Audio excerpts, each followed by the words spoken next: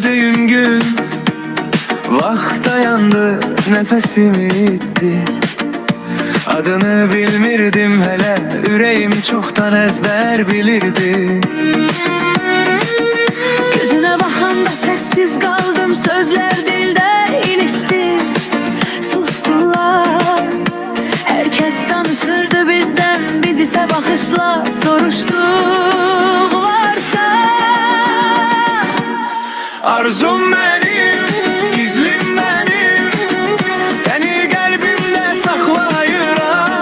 Hiç kim bilmesin, hiç kim duymasın, adını içimde çağırıram. Arzum benim, tekçem benim, seni hayalda kucaklayıram. Dünya yatsın, gece arsın, ben seni sessizce yaşayıram.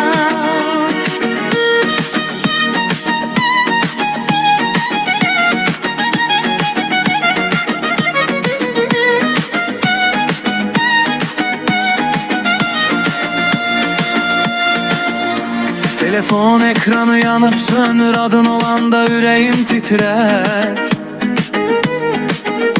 Bir salam yazırsan kısa kısa, günüm birden bahara döner.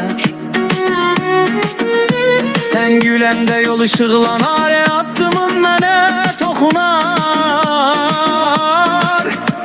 Adam deyirəm bəlkə çoxdur bu, amma yox, qəlb sənə uyğundar.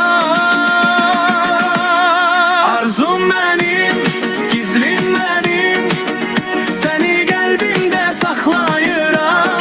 Hiç kim bilmesin, hiç kim duymasın, adını içimde çağırıram. Arzum benim, tekçem benim, seni hayalda kucaklayıram.